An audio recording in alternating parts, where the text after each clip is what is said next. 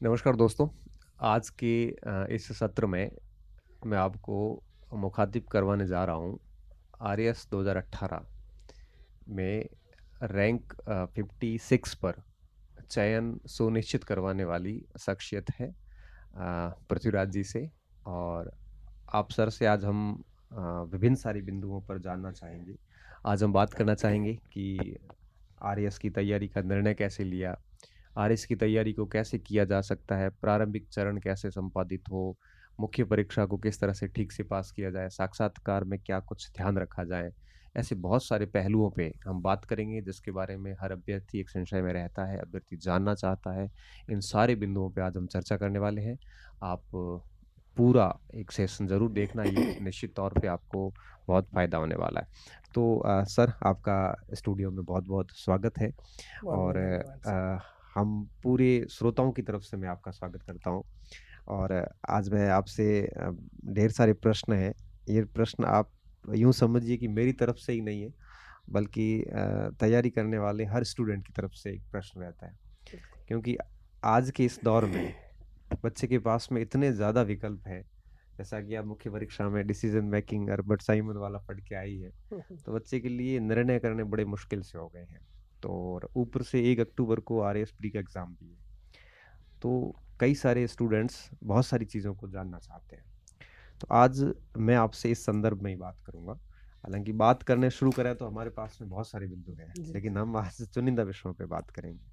सबसे पहला मेरा प्रश्न आपसे ये रहेगा, हम जानना चाहेंगे कि आप किस क्षेत्र से आते हैं और क्या एकेडमिक बैकग्राउंड क्या रहा है आपका? तो आप अपनी थोड़ी-सी हमें अकादमिक यात्रा बताएँगे, तो बच्चों को समझ में आएगा कि किस पृष्ठभूमि से किस तरह से किया जा सकता है। तो अकादमिक यात्रा की बात करें तो मैं 10वीं तक तो जो है वो अपने होम टाउन भीनमाल में ही, जालोर में ही पढ़ाई की है मैंने। हुँ। उसके बाद में 11वीं-12वीं के लिए जो है वो मैं कोटा गया था आईआईटी की तैयारी आईआईटी कर करने के लिए। आईआईटी हाँ, करने के हाँ। लिए। और वहाँ मेरा सिलेक्शन नहीं हुआ आईआईटी में। जिसके बाद में जो है वो मैंने एक प्राइवेट इंजीनियरिंग कॉलेज से इलेक्ट्रॉनिक्स में बीटेक किया। मतलब इंजीनियरिंग करनी थी। हाँ। हाँ, और इंजीनियरिंग करने के बाद में जो है वो मैंने 1 साल इंजीनियरिंग सर्विसेज की तैयारी की थी। वहाँ पे भी मुझे सफलता प्राप्त नहीं आईईएस हुई। की। आईईएस की, हाँ, इंजीनियरिंग इंडियन इंजीनियरिंग सर्विसेज ठीक की। है। और फिर उसके बाद में मैं 2017 में जो है वो ये आरएस भर्ती 2018 के लिए जो तैयारी प्रारंभ की थी आरएस के लिए। अच्छा, अच्छा। एक वर्तमान की जो वैकेंसीज़ अभी-अभी पूरी हुई हैं 1-2 वैकेंसीज़, इसमें इंजीनियरिंग के जो स्टूडेंट आ रहे हैं, उनका चयन का रेशियो बढ़ा है कुछ, ऐसा सुनने में आ रहा है। जबकि मानविकी के स्टूडेंट हैं वो बढ़ नहीं रहे, बल्कि उनका थोड़ा-सा कम हो रहा है। क्या आप भी मानते हैं, केवल ये मैं ही मान रहा हूँ? ये डिबेट का विषय है वैसे तो। पर आप अपने समाज की जो संरचना है ना, आप उसको एक बार उसमें एक बार गहराई से देखेंगे, तो आपको खुद ब खुद समझ में आ जाएगा कि जो साइंस बैकग्राउंड के जो बच्चे हैं, वो ज़्यादा क्यों सेलेक्ट हो रहे हैं। यदि आप किसी भी बच्चे से पूछोगे, जो साइंस बैकग्राउंड का है, उसको आप पूछोगे कि आपके 10वीं में कितने परसेंटेज थे, तो वो हुँ। बताएगा 85 थे, 90 थे। हाँ, जो क्लास के बच्चे अच्छे थे वही साइंस में तो रहते हैं। जो बच्चे पहले से ही पढ़ाई मतलब उनके मेहनत करने की हैबिट जो है वो स्कूलिंग से ही जो है वो बनी हुई है। तो वो जो प्रशासनिक सेवाओं की तैयारी करते हैं, तो उन्हें बस वो हैबिट जो है वो बनी हुई पहले से उसी को कंटिन्यू करना होता है। तो इसीलिए एक तरीके से देखा जाता है कि भाई साइंस के बच्चे जो है वो थोड़ा ज़्यादा वो सेलेक्ट होते इंटेलिजेंट ज़्यादा होते हैं या मेहनती अधिक हैं। होते हैं? मेहनती मेरा तो मानना ये है कि प्रशासनिक सेवाओं में तैयारी का इंटेलिजेंस से बहुत ज़्यादा लेना-देना नहीं है। हुँ। इंटेलिजेंस जो है वो एक कॉमन लेवल का जो होता है वो सभी में होता है। सही। ज़्यादा जो है वो इसमें मेहनत का ज़्यादा रोल है। और ख़ास करके आरएस में तो मेहनत का ही रोल है। और थोड़ा-सा स्मार्ट भी होना चाहिए कि भई हाँ, ऐसे। वो जो समय के साथ में स्मार्ट जो है वो होना ज़रूरी भी हो गया है, क्योंकि बहुत ज़्यादा कॉम्पिटिशन बढ़ गया है हर क्षेत्र में हम देखते हैं। आपने प्रशासन में आने का निर्णय क्यों लिया? कैसे लिया था? मतलब किससे प्रभावित हुए कि आपको प्रशासन, क्योंकि ऐसा मैंने देखा है कि इंजीनियरिंग के स्टूडेंट मोस्टली आजकल एसएससी की तरह रुख करते हैं। क्योंकि मैथ अच्छा होता है, इंग्लिश अच्छा होता है, तो वहाँ से होके और एसएससी में अच्छी गेजेटेड पोस्ट निकाल लेते हैं। आपने प्रशासन की तरफ आने का निर्णय कोई ऐसा विशेष कोई था या फिर ऐसे ही सामान्य? नहीं, कॉलेज के बाद में मुझे कुछ कंपनियों के जॉब ऑफर्स भी मिले थे, लेकिन मैं उसमें मुझे वो सेटिस्फेक्शन जो है वो नज़र नहीं आ रहा था। तो मैं कोई ऐसा फील्ड की तलाश कर रहा था, और सौभाग्यवश जो है वो मेरा बैकग्राउंड है वो काफ़ी सपोर्टिव है और काफ़ी अच्छा रहा है। तो मैं अलग-अलग चीज़ें ट्राई करने के लिए हमेशा स्वतंत्र रहा हूँ। मुझे घर से जो है वो हमेशा फुल छूट मिली है कि जो करना है वो जो है वो कर सकता हूँ। तो इसीलिए मैंने, मेरा एक मित्र 2016 की वैकेंसी में जो है वो तैयारी कर रहा था, कैलाश नाम है उसका, और वो उसके पास में मैं बहुत जाता था। तो वो बताता था कि ये आरएस है, ये देख ये सिलेबस है, ये ऐसा होता है, ऐसा होता है। तो धीरे-धीरे मेरी रुचि उसकी तरफ जो है वो बढ़ने लगी। मैंने उसी से सबसे पहले सिलेबस और प्रीवियस ईयर के पेपर जो है वो लिए थे। उसके बाद में मैंने सोचा कि ये वाला फील्ड भी जो है वो ट्राई किया जा सकता है। प्रशासन जो है वो बहुत ही प्रतिष्ठित जो है सेवा है, तो वहीं से जो है वो मैंने तैयारी करने के लिए सोचा। तो बड़ा पर्सनल सवाल है, वो आपके मित्र अभी कहीं लगे हैं या? वो पहले ही लग गए थे। अच्छा, पहले लग गए। तो कई बार क्या होता है कि बताने वाले रह जाते हैं। नहीं, वो जो है वो शिक्षक है। अच्छा अ, अच्छा। तो स आपका अभी आरएएस 18 में ये फर्स्ट अटेम्प्ट था या सेकंड जी, था? फर्स्ट अटेम्प्ट था मेरा फर्स्ट पहले। अटेम्प्ट थे। प्रारंभिक परीक्षा में कितने मार्क्स रहे थे? प्रारंभिक कम भी रहे परीक्षा में होंगे। लगभग 100 के करीब थे मेरे। हाँ 99 पॉइंट कुछ-कुछ जो उस समय कट ऑफ कुछ गई थी, उससे थोड़े से ज़्यादा थे। हाँ हालाँकि वो कट ऑफ बाद में कम हो गई थी, हाँ, कई पर बार मेरे मैं ऐसे लगभग भी इतने देखता थे। हूँ कि प्रारंभिक में बहुत अच्छे नंबर आते हैं, वो मेंस में रह जाते हैं। वो और अलग-अलग का अलग-अलग होता है। फिर प्रारंभिक परीक्षा का सर रोल इतना ही है कि आप कट ऑफ क्लियर करो तो आपको वो टिकट है आपके लिए कि आप जाकर के हाँ मेंस सही में बात बैठ है। सकते हो। तो उसमें फिर उतनी मेंस तैयारी का की क्या ज़रूरत स्कोर थी। रहा, ये अपने लिए मेन प्रश्न है। मेंस में मेरे लगभग 411 नंबर थे 800 में से हाँ, जो है। फर्स्ट पेपर में कुछ मोटा मोटा आइडिया भूल गए होंगे, मुझे याद है मेरे कि वो। चौथे पेपर में 130 नंबर थे, क्या बात है। और हिंदी इंग्लिश बाकी हाँ, हिंदी इंग्लिश वाला जो लैंग्वेज वाला पेपर है, बाकी सब में 95, ये भी अच्छा स्कोर ये है, जो है 95 वो वाला, अस्सी उसके नब्बे उसी के लगभग करीब था। इंटरव्यू में कितने नंबर थे? मेरे इंटरव्यू में 68 मार्क्स थे। 68 थे। आजकल क्या है कि इंटरव्यू पे भी वो रहता है कि जिस बच्चे के 70-80 नंबर आ जाते हैं तो कई बार उसके ऊपर एक वो प्रश्न खड़ा कर दिया जाता है। 70 तक तो ठीक है, वैसे दे दिए जाते हैं।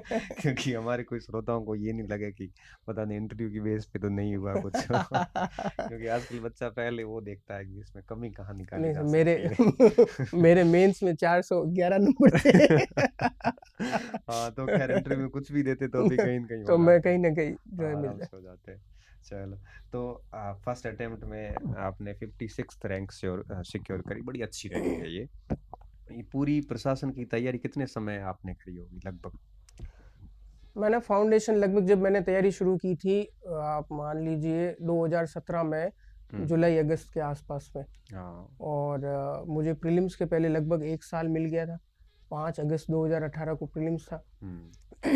और उसके बाद में मुझे मेंस के लिए भी लगभग 1 साल मिल गया था, अच्छा, मतलब 1-2 क्योंकि साल वो अच्छी तैयारी है। हाँ, 2 बार जो है वो मेंस आगे हो गया था, तो हुँ। उस वजह से लगभग मुझे साल भर मेंस के लिए भी मिल गया था।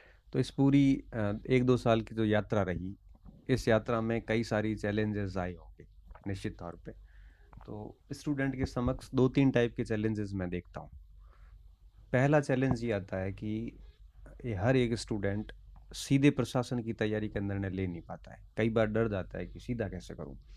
तो वो ऐसे विकल्प देखता है, छोटी भर्ती को ट्राई करता है, ऐसे कर करके आगे बढ़ता है। और कई बार मैंने ये देखा है कि छोटे टारगेट होते हैं, वो छोटे लॉलीपॉप होते हैं ना, ये बड़े टारगेट से बच्चे को दूर कर देते हैं कई बार। तो क्या एक बच्चे को, एक स्टूडेंट को सीधा प्रशासन की तैयारी का निर्णय लेना चाहिए या फिर उसको पहले जॉब कोई अल्टरनेट देखना चाहिए, उसके बाद लेना चाहिए? आपका क्या राय है उस पे? बड़ा सब्जेक्टिव सवाल है, हुँ, पर्सन टू पर्सन वेरी कर सकता है इसका उत्तर। सही बात है। यदि किसी की जो फाइनेंशियल स्टेटस है या हाँ। पीछे का सपोर्ट है, हुँ, वो अच्छा है, तो मेरा ये मानना है कि प्रशासन की तैयारी ज़रूर और ज़रूर करनी चाहिए। हुँ, क्योंकि समय आपके पास में है तो प्रशासन की तैयारी करनी चाहिए। प्रशासन की तैयारी करने से जो बाकी भर्तियाँ हैं, उनमें बड़ी आसानी हो जाती है, क्योंकि एक वो थॉट प्रोसेस डेवलप हो जाता है, वो तो बाकी तई भर्तियों के अंदर में आप आसानी से जो है वो निकल सकते हैं। और यदि दुर्भाग्यवश इतना समय नहीं है कि आप लंबी तैयारी कर सकें, तो फिर जो है वो कोई एक सोर्स ढूंढ करके फिर करनी चाहिए, लेकिन प्रशासन की तैयारी जो है वो जरूर और जरूर करनी करनी ज़रूर चाहिए, चाहिए। है ना? और फैमिली बैकग्राउंड अगर ठीक हो, सपोर्टिव हो तो सीधे कर लेने चाहिए। वैसे बिल्कुल सही मानता बोले। हूँ ये आईएएस की तैयारी जो है ये एक वो उसकी ग्रेवी की तरह है, सब्ज़ी किसी भी सब्ज़ी की रेडी बस वो है ना? आप सिलेबस उठा के देख लीजिए। हाँ, और मुझे तो ऐसा लगता है कि बाकी जो आप दूसरी भर्तियों की बात करें ना, तो उसमें ज़्यादा मेहनत करनी पड़ती है आरएस की बजाय। बजाय इसके हाँ, बजाय इसके, क्योंकि वहाँ पे नंबर ऑफ स्टूडेंट ज़्यादा हैं तैयारी करने वाले, नंबर ऑफ जो सीट्स हैं वो कम है आरएस की तुलना में। बिल्कुल। तो और सिलेबस आप देखेंगे तो लगभग सेम सा ही है, कोई बट थोड़े बहुत ज़्यादा। अभ्यर्थी इधर गंभीर होते हैं। लिखना भी बहुत पड़ता है ना? चल एक तो ये हो गया। दूसरा दूसरी चुनौती जो मैं देखता हूँ ये कि लंबी यात्रा होती है, आरपीएससी वैकेंसी करवाती है, लगभग मोटे-मोटे तौर पे 2-3 साल तो लग ही जाते हैं। इस दौरान बच्चों में कई बार अप्स डाउन आते हैं, कई बार वो हतोत्साहित हो जाते हैं कि पता नहीं कब होगा, कैसे होगा। तो आपने भी कभी ऐसा नर्वसनेस कभी फील करी थी? और अगर करी थी तो करी तो होगी डेफिनेटली। तो उसको उससे आउटकम कैसे बाहर कैसे निकले आप? बिल्कुल, तैयारी के दौरान अप्स एंड डाउन्स आते हैं, बहुत ही स्वाभाविक है। जैसे कि वो बॉलीवुड की मूवीज़ में नहीं बताते वो माँ का ऑपरेशन हो रहा होता है और हार्ट बीट जो है वो चल हाँ, रही होती बिल्कुल, है। बिल्कुल, तो वो बिल्कुल। जब तक अप्स एंड डाउन्स चलते हैं तब तक ठीक है। जब फ्लैट लाइन आ जाती है तो फिर हाँ, ठीक नहीं है। कहानी मतलब अप्स डाउन अच्छे संकेत हैं। अप्स डाउन अच्छे संकेत है। अगर आप हमेशा खुश है और आपको लगता है कि हमेशा तैयारी अच्छी चल रही है, तो हुँ, अच्छी नहीं चल रही है। और आप हमेशा ही निराश है और आपको लगता है कि मेरी तैयारी अच्छी, हमेशा ही लग रहा है तैयारी अच्छी नहीं चल रही तो है, भी ठीक तो नहीं है। भी ठीक नहीं है। हाँ, आपको कभी लगना चाहिए कि मैं तो फर्स्ट रैंक ले आऊंगा, और हुँ, कभी लगना चाहिए कि यार प्रीलिम्स में पास कैसे होगा। सही बात तो है। इस तरीके का एटीट्यूड मतलब वो रहेगा तो आपकी तैयारी जो है वो ठीक चल रही है। अप्स एंड डाउन्स का यही है कि लोग ज़्यादा मोटिवेशन वीडियोस वगैरह वो देखने लग जाते हैं, वो करने लग जाते हैं। मेरा ये मानना है कि मोटिवेशन जैसी कोई चीज़ होती नहीं है। सही बात है। कुछ होता है तो वो होता है रूटीन, वो होता रूटीन, है आपका शेड्यूल, कि मुझे इतने बजे उठ करके तैयार होकर के इतने बजे लाइब्रेरी में पहुंचना है तो पहुंचना है। उस दिन भले ही मैं अप्स है डाउन्स है कोई फर्क नहीं पड़ता, मुझे इतने घंटे की सीटिंग देनी है, 1 घंटे एक दिन के अंदर में तो इतने घंटे की सीटिंग देनी है। अप्स से डाउन से कोई फर्क नहीं पड़ता। तो वो रूटीन जो मैंने वो बहुत ही रिलीजियसली फॉलो किया, बहुत ही मतलब मन से फॉलो किया सही उसको। बात है। और उसी की वजह वो से मुझे रूटीन लगता है कि अपने आप पुश करता रहता है, फिर वो अपने आप वो शुरू इंटरनल मोटिवेशन अपने आप मिलता रहता है, फिर बाहर से ज़रूरत ही नहीं वहाँ पड़ती। से जरूर सही तो ये बात। बहुत अच्छा बताया आपने कि जब भी ऐसे डाउन्स आते हैं तो आप मतलब ऐसे रूटीन को स्ट्रिक्टली फॉलो करते रहें तो दिक्कत आती नहीं। एक चुनौती आजकल ये भी है बच्चों के समक्ष कि सोशल मीडिया का दौर है, यूट्यूब का दौर है और मार्केट में पुस्तकों की भरमार है। तो एक सेलेक्ट करने के लिए भी बच्चे को इतनी तार्किकता है नहीं उसमें कि वो सेलेक्ट कर सकें। मैं पिछले कई सालों से इस फील्ड में हूँ और अक्सर आजकल मेरे पास यही प्रश्न आता है कि सर इस भाग के लिए कौन सी पुस्तक पढ़ें, क्योंकि मार्केट में आजकल इतनी पुस्तकें आ गई हैं और आएगी समय के साथ पुस्तकें तो आएगी। तो इससे कैसे बचा जा सकता है? तीनों पे अलग-अलग आप बताइए, सोशल मीडिया, यूट्यूब और पुस्तकें और एक नोट्स भी। आजकल तो नोट्स भी बेचने के काम शुरू हो गए हैं, मार्केट में नोट्स बेचे भी जाते हैं। कई सारे प्रोफ़ेसर्स बेचते हैं, कई सारे इंस्टीट्यूट बेचते हैं, कई सारे फ़ोटोकॉपी वाले वो नोट्स बेचते हैं। तो ये सब भी चल रहा है, तो ये चौथा पैरामीटर नया और जुड़ा है आजकल। तो इससे कैसे निकला जा सकता है और आपने इनमें से किस-किस का कैसे यूज़ किया था? सोशल मीडिया में तो जैसे फेसबुक हुआ या आपका इंस्टाग्राम हुआ, ये तो सब इस एस्पिरेंट के नज़रिए से जो मैं देखूं तो ये बेकार चीज़ है। यूज़ नहीं करनी इनको चाहिए। यूज़ करनी नहीं चाहिए। अकाउंट जो है वो डीएक्टिवेट करके साइड में रख देना चाहिए। तैयारी के दौरान आपके नहीं, मैंने कभी यूज़ नहीं किया मुझे लगता है अकाउंट। आपका अभी भी अकाउंट नहीं है। नहीं, तो सेलेक्ट होने के बाद में बना लिया था मैंने। मैंने देखा नहीं कभी ऐसे। नहीं, सेलेक्ट होने के बाद बना लिया था, लेकिन अभी भी हाँ, मैं इतना एक्टिव नहीं हूँ। जो है मैं पहले भी एक्टिव नहीं था और अभी भी हाँ, इतना एक्टिव नहीं हूँ। कभी चलो ठीक है, देख लिया तो हाँ। देख लिया। कुछ तो सरकार ने बनवा दिए होंगे अकाउंट तो वो व्हाट्सएप वगैरह पे ना। हाँ, वो तो ज़रूरी हाँ, भी है।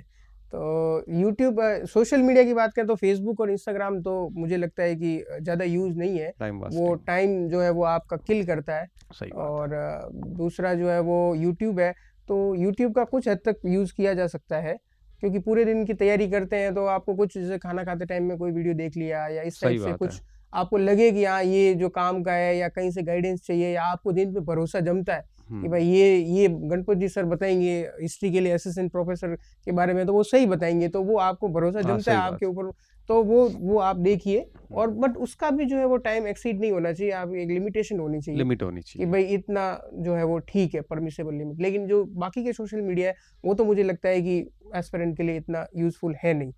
कई बार मैं और भी ऐसे यूट्यूब बैठा होता हूँ, देख लेता हूँ, जैसे कई बार विकास देवी कीर्ति सर का कोई आता है तो मैं भी देख लेता हूँ। लल्लन टॉप से कोई ऐसा अच्छा वीडियो आता है तो देख लेता हूँ, अच्छे इंटरव्यू आते हैं वहाँ पे। हाँ, और कई बार ध्रुव राठी भी कोई अच्छे कंटेंट डाल देता है, कई बार वो भी देख, अपनी रुचि का अगर टॉपिक है तो वो भी देख लेता हूँ। तो ये तो एक मुझे लगता है ठीक है, और इसका भी अच्छा, जैसा कि आपने कहा, लिमिट होना चाहिए। तीसरा है बुक्स। इतनी ज़्यादा बुक्स आ गई है तो क्या लगता है आपको, ऐसे सारी बुक्स ला के नोट्स बना के पढ़ना चाहिए, या हर पार्ट की एक आध कैसा करना चाहिए? आपने कैसे किया था? मुझे लगता है कि जो सबसे बेस्ट तरीका है वो है, आप आरपीएससी की वेबसाइट पे जाके सिलेबस डाउनलोड करके उसका प्रिंट आउट करवा के लेके आ जाइए। ठीक है। सिलेबस में बहुत ही विस्तृत तरीके से एक एक पॉइंट लिखा हुआ है। ठीक है। वो पॉइंट जो है वो उससे सिलेबस भी 500 पेज का है। हाँ, हाँ। तो आप देखेंगे तो वो पूरा बहुत सिलेबस में बहुत डिटेल में लिखा हुआ है। उसके बाद में आप जो है वो जो टॉपिक जो है वो 9वीं की 12वीं की किताबों के अंदर में आपको मिल जाते हैं, या जो स्टैंडर्ड बुक्स है जैसे पॉलिटी के लिए लक्ष्मीकांत है, तो वो बहुत ही स्टैंडर्ड बुक है, सभी जगह यूज होती है। तो इस तरीके की बुक्स तो आप जो है वो यूज करनी चाहिए, फॉलो करनी चाहिए, कोई दिक्कत नहीं है उसमें। लेकिन एक ही टॉपिक के लिए पीएचडी करने की जरूरत नहीं है कि भाई आपने हाँ पॉलिटी के लिए सही है। लक्ष्मीकांत भी खरीद ली, डीडी बासु भी खरीद ली, और आज दो तीन इसका कोई किताबें सेंस खरीद ली, नहीं और है। एक ही टॉपिक जो है वो आप अलग अलग से पढ़ रहे हो, लैंग्वेज में अंतर ढूंढ रहे हो, तो पीएचडी नहीं करनी है। अपने को सरफेस लेवल का नॉलेज चाहिए, क्योंकि सब्जेक्ट होते हैं 18-20। जनरलाइजेशन हाँ, होना चाहिए। जनरलाइजेशन जो है वो आना चाहिए। तो एक उपखंड अधिकारी में अपेक्षा भी यही होती है कि वो उपखंड के सारे विभागों की जो है वो सुपरविजन जो है वो अच्छे से कर सके। तो उसको जो है वो उतना उतना हर सब्जेक्ट का नॉलेज होना चाहिए जितना रिक्वायर्ड है, ज़्यादा पीएचडी वैसे करने की हमारे जरूरत सिविल सेवकों को जर्नलिस्ट ही कहा जाता है। नहीं। हाँ, हम बिल्कुल लोग बिल्कुल। स्पेशलिस्ट हैं। बिल्कुल। वो एक अपने लोक प्रशासन में मेंस में टॉपिक भी है ना, हाँ, बिल्कुल बिल्कुल, journalist journalist versus versus specialist. Specialist. Notes का भी मार्केट में आजकल काफ़ी रहता है। तो हालांकि मैं, मेरी खुद की तो ये धारणा रहती है कि नोट्स खरीदने या मांगने की चीज़ होती नहीं है, बनाने की बिल्कुल होती है। बिल्कुल। तो आपका क्या रहता था नोट्स पे? आपने सिलेबस को लिए नोट्स तैयार किए थे अपने, या रेडीमेड लेके आए थे? नहीं, मैंने नोट्स अपने खुद से तैयार किए थे। हाँ, फिर उसमें और फिर दूसरे नोट्स और हाँ, बुक्स का उनको दोनों का वो एक मिश्रण रहता जैसे-जैसे मुझे लग रहा था कि ये चीज़ इम्पोर्टेंट है, है। ये इस तरीके से। और मेरे नोट्स ऐसे थे कि सिर्फ़ मुझे समझ में आते थे। हाँ, नोट्स वैसे ही होने चाहिए। और किसी को समझ में नहीं आते थे कि ताकि कोई इसने क्या, माँगे भी नहीं। नहीं कोई माँगता था तो भले ही ले जाए, लेकिन वो हाँ, अगले दिन वापस देने आता था कि ये क्या लिखा है बकवास तूने, इसमें तो कुछ पता नहीं चल रहा है। कुछ पता नहीं क्योंकि चल वो रहा। गोले करके इस तरीके से वो बना करके, वो सिर्फ़ जैसे कोई रफ़ कॉपी हो, इस हुँ, तरीके के हुआ करते थे। तो वो क्या है, वो सिर्फ़ क्योंकि मैंने पढ़ा है, मैंने बनाया है, तो मेरे को ही समझ में आएँगे, और किसी को आ नहीं सकते। तो इसीलिए इस तरीके के हो, मिनिमम से मिनिमम हो।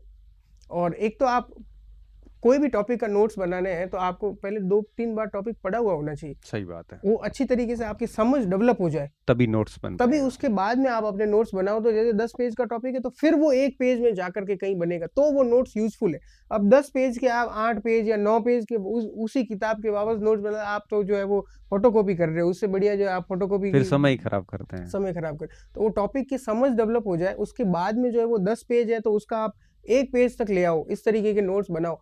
तो फिर जो है वो वो मेंस फ़ायदेमंद वाले है। दिन जो, या प्रीलिम्स के 1 दिन पहले जब आप रिवाइज करने बैठोगे, तब वो जो 10 पेज का 1 पेज में पढ़ोगे, तब जो वो टाइम का आपका यूटिलाइजेशन होगा, वो अच्छा होगा, वो सबसे बेस्ट होगा। बेस्ट होगा। चलो, ये कुछ बातें हो गई। अब चूँकि अभी 2023 का आरएएस चल रहा है, और आरएएस के 3 चरण हैं, तो प्रारंभिक, मुख्य और साक्षात्कार। प्रारंभिक अभी 1 अक्टूबर को आरपीएससी आयोजित करने जा रहा है, और अभी अपने पास ठीक 1 महीना शेष है।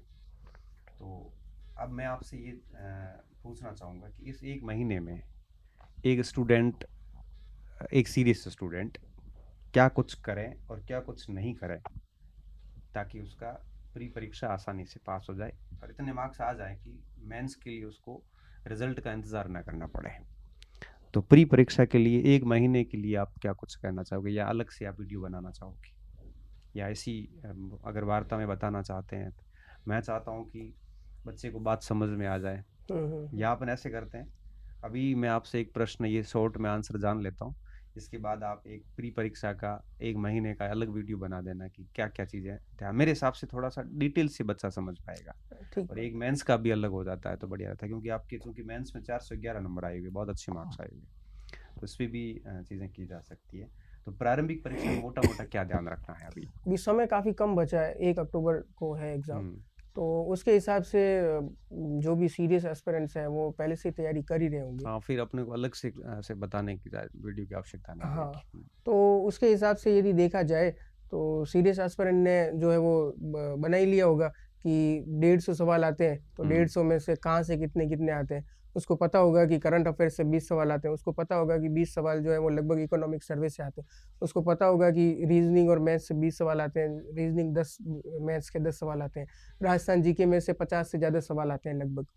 तो बस ये जो सेगमेंट है इसके ऊपर में ज़्यादा ध्यान देने की ज़रूरत है, क्योंकि कट ऑफ बहुत ज़्यादा जाती नहीं है अपने यहाँ पे। 150 सवाल होते हैं, नेगेटिव हटा करके आप 70 से 75 सवाल क्रॉस कर लेते हो तो आप लगभग आराम 90 से। से 100 के बीच में मार्क्स आ जाते हैं, और लगभग इतनी कट ऑफ जाती है, 1000। आज तक हाईएस्ट मेरे हिसाब से 90 नंबर ही कट ऑफ रही है मेरे हिसाब से। हाँ, पिछली मैंने बार जो रही होगी एग्ज़ाम दिया था 2018 वाला, उसमें शायद 84 थी। 84 के समथिंग जो है पिछली वो। बार 89 थी, जहाँ तक मुझे याद आ रहा है। हाँ, तो इतने लगभग इतना ही रहती है, तो इससे थोड़ा-सा ज़्यादा नहीं मार्जिन रहती। लेकर के अगर 50% का अपन रखें 100 नंबर तक का, 75 नेगेटिव सब माइनस करके हटा करके, तो आराम से जो है वो आपको 75 सोचने की में ज़रूरत जैसे नहीं कोई पड़ेगी। साइंस का स्टूडेंट है, साइंस मैथ बैकग्राउंड का है, तो उसके लिए उसके लिए 20 सवाल करंट अफेयर्स के, हाँ। 20 सवाल इकोनॉमिक सर्वे के, 20 सवाल मैथ्स रीजनिंग के, 60 सवाल तो यही हो गए। क्लियर हो गए। ठीक है, 10 एक सवाल लगभग साइंस से आ जाते हैं, 10 में से ये लगभग 70 सवाल ये हो गए। ठीक है, उसके बाद में राजस्थान जी के पढ़े, उसमें से कुछ सवाल सही हो ही जाते हैं। निकल बाकी जाता सवाल है। सर ऐसे आते हैं, 2021 में पूछा था, एक सवाल पूछा था मैंने, किसी बच्चे ने ही बताया मुझे 2021 का पेपर, कि सर ये देखो एक सवाल पूछा था कि राजस्थान का राज्य पुष्प कौन सा है। तो 10% सवाल ऐसे होते हैं जो मतलब कोई भी कर सकता कोई है। भी कर सकता है। 12वीं क्लास का बच्चा हाँ, 12वीं बैठेगा तो क्लास भी का करके बच्चे आ को भी जाएगा। बिठा दे, राजस्थान के बारे में थोड़ा बहुत मतलब सरफेस लेवल का नॉलेज हो, तो तो वो भी भी कर लेते हैं। वो भी करके आ जाएगा। तो 10% सवाल जो है वो लगभग 10 से 15 सवाल तो ऐसे आते हैं कि आप आराम से जो है वो करके आ सकते हैं। तो हो जाता है साइंस बैकग्राउंड के को भी, और साइंस बैकग्राउंड नहीं है, ह्यूमैनिटीज़ बैकग्राउंड का है, तो उसका राजस्थान वाला पोर्शन अच्छा होगा। वैसे तो ही अच्छा होता उनका तो हाँ, तो 50 प्लस सवाल जो है वो उस एरिया में से आते हैं। आराम से कर बाकी लेते आप करंट अफेयर्स और इकोनॉमिक सर्वे तो आपका दोनों का कांस्टेंट रहेगा। इकोनॉमिक सर्वे में से 20 सवाल लगभग आ जाते हैं, और हैं। इकोनॉमिक सर्वे सर्वे की वापस खूबी ये है कि मेंस के अंदर में भी जो है वो आपको हम्म, मार्जिन जो है वो क्वेश्चन आते हैं वहां से। इंटरव्यू में भी ये फायदा दे हाँ, देता है। इंटरव्यू में भी पूछते हैं वहां से, सही बात है। क्योंकि योजनाएं वगैरह है तो हाँ, वो बिल्कुल सारी बिल्कुल इंटरव्यू में कहीं न कहीं टकराई जाती टकरा है। जाती है, बिल्कुल। तो समीक्षा बड़ी महत्वपूर्ण है। हम्म, और ये तो प्रारंभिक की बात हो गई। मुख्य परीक्षा के लिए मैं चाह रहा था आपसे आग्रह भी करूँगा कि आप एक अलग से एक वीडियोस बना दो और अपन उसमें यूट्यूब पे डाल देंगे, ताकि मेंस परीक्षा के लिए बच्चे को कैसे तैयार करना है वो सारा उनको उस समय बढ़िया समझ में आ जाएगा। प्रीलिम्स तो के बाद में साथ में मिल के तैयार। हाँ। तो एक आग्रह आपसे ये था। दूसरा ये था, जैसे इकोनॉमिक सर्वे है, ये आर्थिक समीक्षा अभी जो चल रही है, ये काफ़ी महत्वपूर्ण भी है। और क्या आप, जैसे मैं आपसे अगर ये आग्रह करूं कि भाई पढ़ाना चाहें, जैसे कि मेरे पास आरएस का बैच भी है और आप इसमें अभी पढ़ा भी रहे हैं, तो मेरे लिए बात करना कंफर्टेबल ज़्यादा इसलिए भी हो रहा है कि आप हमारे साथ एक फैकल्टी के रूप में सेवाएं भी दे रहे हैं इकोनॉमिक सर्वे के रूप में। तो ये सेवाएं बच्चों के लिए बहुत फ़ायदेमंद होती है। तो क्या इन आर्थिक समीक्षा को आप यूट्यूब पे निःशुल्क रूप से बच्चों को प्रोवाइड, अगर आपको टाइम परमिट करता है, क्योंकि इसके लिए अलग से टाइम चाहिए, 1 घंटा, देखो ये बिल्कुल निःशुल्क सेवाएं हैं, तो इसके लिए समय निकालना प्रशासनिक अधिकारी के लिए बड़ा मुश्किल सा काम होता है। तो हम तो आपसे आग्रह करेंगे कि अगर आपके पास समय आपको परमिट दे, तो कम से कम आर्थिक समीक्षा के लेक्चर्स जो है वो अगर आप रिकॉर्ड करते हैं, तो अभी आगामी SI वैकेंसी वगैरह, वैसे समीक्षा हर परीक्षा में हर आ जाती परीक्षा है में आती आती है, है। हर परीक्षा में। तो इस पे आपका क्या विचार है? समीक्षा बहुत इंपॉर्टेंट है, हर परीक्षा में आती है, किया जा सकता है, कर सकते हैं अपन कोशिश। कर लेंगे। कर ले। आप बुलवा ही रहे हैं तो कर लेंगे। हाँ, तो मैंने कहा यूट्यूब पे बच्चे फ्री निःशुल्क पढ़ लेंगे। कई बार क्या है कि बच्चों को एक बार एक आइडिया हो जाता है कि पढ़ना कैसे है, क्योंकि चूंकि समीक्षा में कई सारे आंकड़े मोस्टली रटने ही पड़ते हैं, बिल्कुल। लेकिन एक आइडिया मिल जाए ना कि कौन से आंकड़े पढ़ने हैं, कौन से छोड़ने हैं, अब सारे तो रट नहीं सकते, हाँ, बहुत ज़्यादा लेकिन एक already मोटा सवाल। मोटा आइडिया अगर एक्सपीरियंस्ड व्यक्ति से पता चल जाए तो हम्म, बच्चा उस पे ज़्यादा फोकस करेगा। तो इसके लिए तो हम आप सभी के शुक्रगुजार होंगे, हम सभी आपके शुक्रगुजार होंगे कि आप अगर ये सेगमेंट करवा पाते हैं और करते हैं समय निकाल के, तो बहुत फ़ायदा हो जाएगा बच्चों को। एक प्रश्न और बच्चों का रहता है कि मेंस की जो राइटिंग प्रैक्टिस है, कई सारे यूट्यूबर्स ऐसे बोल देते हैं कि डे फर्स्ट से स्टार्ट करनी चाहिए, कई कहते हैं कि मतलब हर व्यक्ति का अलग अलग व्यू है, आपका क्या व्यू है मेंस की आंसर राइटिंग के संबंध में? मेंस की आंसर राइटिंग के संबंध में यही है कि थोड़ा सिलेबस कर लें, थोड़ा सिलेबस कर लें, उसके बाद में देख लें कि मेंस में किस टाइप के सवाल जो है वो पूछे जाते हैं। फिर जो पुराने सवाल पूछे गए 16 की वैकेंसी में, 18 की वैकेंसी में, 21 की वैकेंसी में, वो पेपर ला करके जो आपने पढ़ा है वो सवाल पहले कर लें जो पहले उस सिलेबस से पूछा जा चुका है।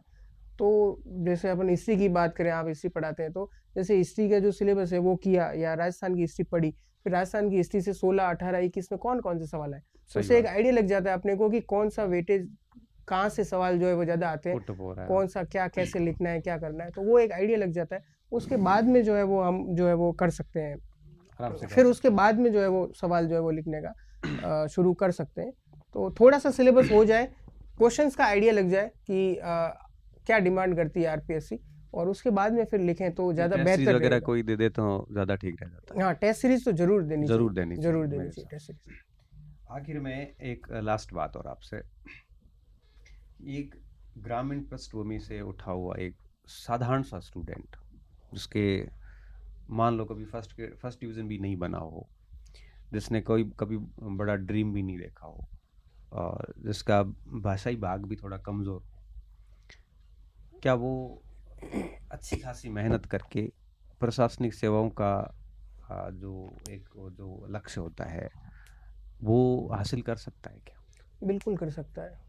जो भी उस प्रशासनिक सेवाओं में चयनित होते हैं, आप उनका बैकग्राउंड तलाशने जाएंगे तो आरएस में तो मोस्टली जो है वो मेहनत का बड़ा रोल रहता है। सही बात है। तो मेहनत और थोड़ा सा डायरेक्शन जो है वो सही होना चाहिए आपको। ग्रुप अच्छा होना चाहिए। हाँ, ग्रुप अच्छा होना चाहिए। तो वो उससे क्या है कि सब चीज़ें तो आपको आती नहीं है। सही बात मैं है। तैयारी करता था तो मेरा ग्रुप इतना अच्छा था कि सारे लोग सेलेक्ट हो गए, अभी सारे लोग सर्विस के अंदर, और उनसे हर किसी से मुझे थोड़ा थोड़ा कुछ सीखने को मिलता सीखने था को मिलता था। कि हाँ, ये पार्ट इसका मजबूत है, इससे सीखना चाहिए कि ये इस पार्ट को कैसे मजबूत किया जाए।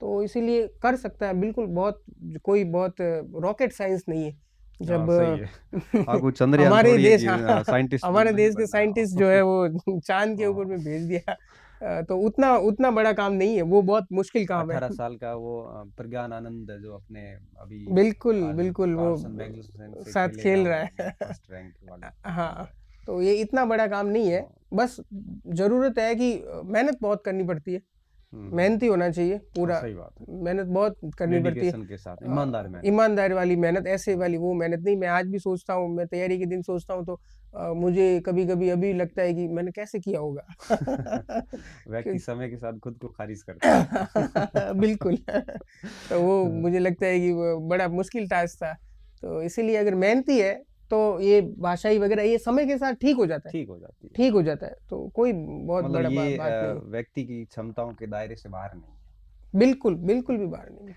कौन बनते हैं आप, जो तैयारी करते हैं वही तो बनते हैं। सही बात है। 56 रैंक काफ़ी अच्छी रैंक है प्रशासन में। तो जैसे जब ये रैंक आपको मिली थी तो इतनी इस रैंक की उम्मीद थी या इससे कम ज़्यादा? उम्मीद तो यही थी कि सिलेक्शन हो जाए। सच बात तो यही है। अब बाद में सिलेक्शन के बाद में तो कहने वाले कह सकते हैं कि मुझे पूरा भरोसा था, फिफ्टी सिक्स बेचारे ही से क्यों भरोसा आई, कम नहीं और होता है। फर्स्ट आनी चाहिए थी, और ये और वो।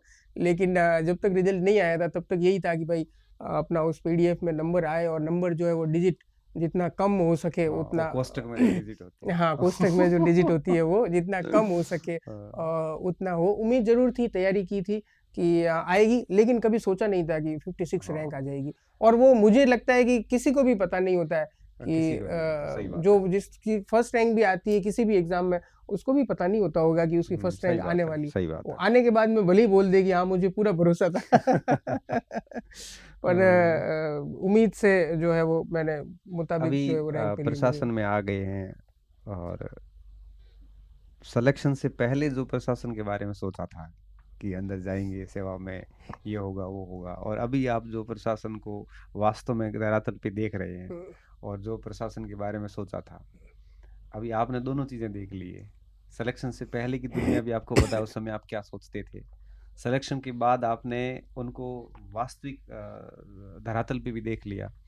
कितना कुछ अंतर है ऐसे सेट प्रशासनिक सेवाएं देख के सेटिस्फेक्शन मिलता है? बिल्कुल, बिल्कुल मिलता है। अभी भी पढ़ने का मन होता है या फिर बिल्कुल, मैं हमेशा या से किताबें छूटने का दर्द होता है? पढ़ने का समय कम मिल पाता है, ये बात तो ज़रूर है। लेकिन मैं हमेशा पढ़ने का शौकीन रहा हूँ और इसीलिए मैं समय जैसे-तैसे निकाल लेता हूँ पढ़ने के लिए, कहीं हाँ। पर भी कैसे जैसे भी हाँ, जैसा वक़्त तो मिल ही जाता है क्योंकि 8 से 10 घंटे ड्यूटी होती है, 7-8 घंटे आदमी रेस्ट करता है, तो भी 5-6 घंटे तो मिल ही जाते हैं। तो मैं समय निकाल लेता हूँ पढ़ने के लिए, पढ़ना अच्छा लगता है मुझे, तो मैं हमेशा से कोई ना कोई किताब या टारगेट रखता हूँ कि ये किताब जो है वो इतने दिनों में कंप्लीट करनी है, इस तरीके से। तो इंटरव्यू अपन समाप्त करें उससे पहले चलते-चलते बच्चों के लिए कोई 2 शब्द या कोई ऐसी बात जो बच्चों को ध्यान रखनी चाहिए, तो अभ्यर्थी सुनना चाहते हैं कुछ ऐसी 2 बातें हैं, जो वास्तव में उनके लिए फ़ायदेमंद हो सकती है, अपन इंटरव्यू में कहीं ज़िक्र करने से चूक गए हैं, तो ऐसी कोई शिक्षा देना चाहो बच्चों को तो? शिक्षा तो सर एक ही है कि जिस भी फील्ड में जाएँ, चाहे प्रशासन की तैयारी करें या कहीं और भी जाएँ, तो मेहनती जो लोग होते हैं ना, वो हमेशा सफल होते हैं। चाहे किसी हुँ। भी फील्ड में जाए, बिज़नेस करे, मेहनत करता है व्यक्ति, सुबह जल्दी उठ के जो है वो दुकान खोलता है और काम करता है अच्छे से, तो वो ज़रूर सफल होता है।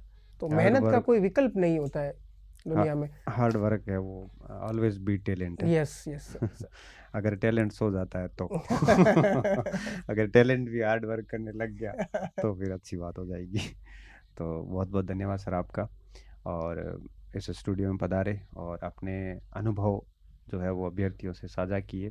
बड़ा अच्छा लगा हमें, और हम चाहेंगे सारे स्टूडेंट भी और मैं भी कि आप है वो अपने ज्ञान का एक प्रकार से उपयोग करें और इससे है वो बच्चों को लाभान्वित कराएँ। बिल्कुल सर, तो पुनः आपका धन्यवाद सर। धन्यवाद।